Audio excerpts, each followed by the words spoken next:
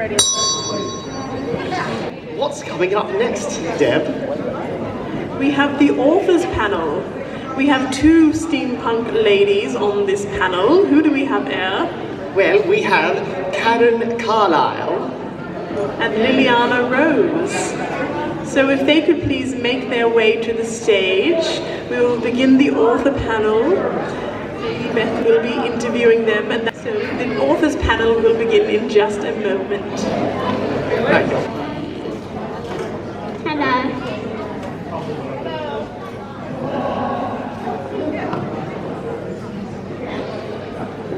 Oh, there we go.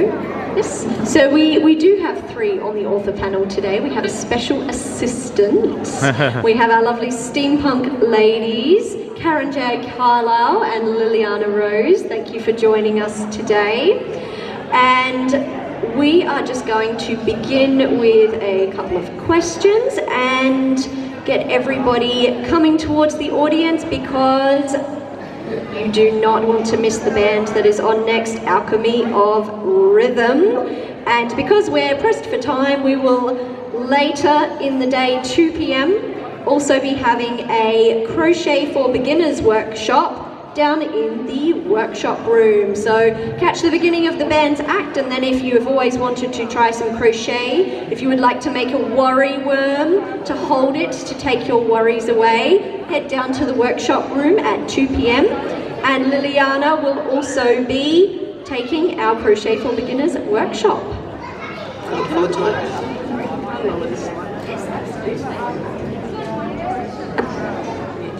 Can you still hear me? Yeah, good. Sorry, I was just in my face and it was like... Lovely. So, question number one for the ladies.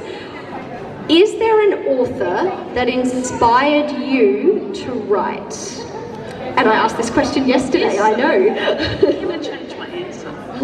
Yes, well, I thought that might be the case. So, is there an author or a story that really inspired you to write your own story?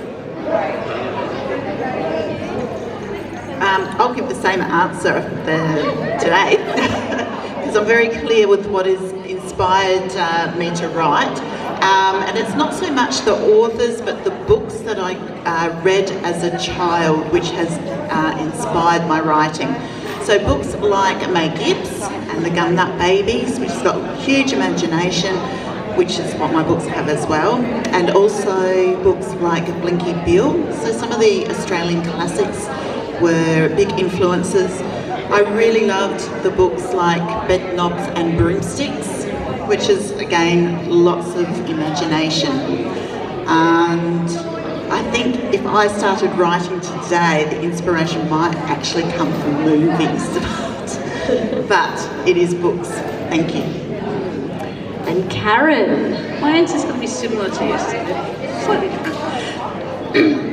Sorry, I'm actually losing my voice as well. My answer will be slightly different to yesterday, I think. I'm trying to remember what I said yesterday. I actually wrote things when I think, as young as I remember, as about 9, I actually won a poetry thing at school, which was interesting because I'm pretty bad at poetry. But I used to, okay, it's not a book. I'm a Doctor Who fan, so I used to write myself into stories. So yeah. Fan fiction. Fan fiction, yeah. I actually did fan fiction all through the 80s when they used to have fanzines and apazines. Anyone from the 70s or 80s might remember apazines. They're called apathetic zines. So basically you'd write your thing, you'd photocopy your stuff, because we didn't have digital. You'd send in your 20 copies or however many copies of the people who were subscribed. You'd send it in, someone would collate it all, and you send in stamps and then they'd send it out to everyone. Yes, I used to do that sort of thing. I'm also a big Lord of the Rings fan, Narnia, all the classics. I used to read Star Wars books as well back in the 70s. Oh my God, I feel like that. More recently, people like, even before then, Agatha Christie and Naomi Marsh, who is does anyone know who Naomi Marsh is? Me? Yes, yeah. She's a New Zealand writer who basically writes similar to Agatha Christie. And more recently than that, Jim Butcher. There's lots of people that I've always wanted to write.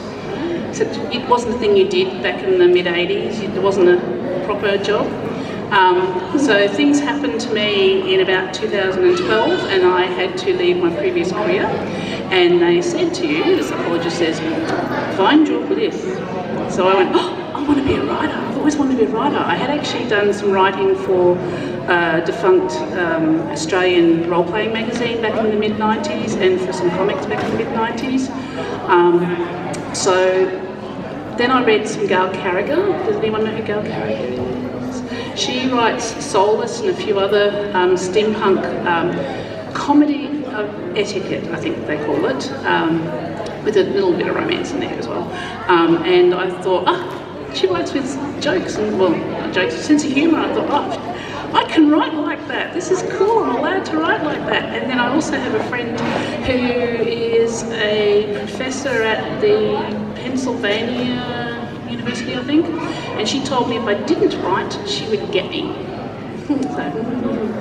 So it's the fear. The fear has inspired you. Lovely. Now, Liliana, you write children's books and young adult books and adult romances for steampunk. So, do you have a preference for age group to write for?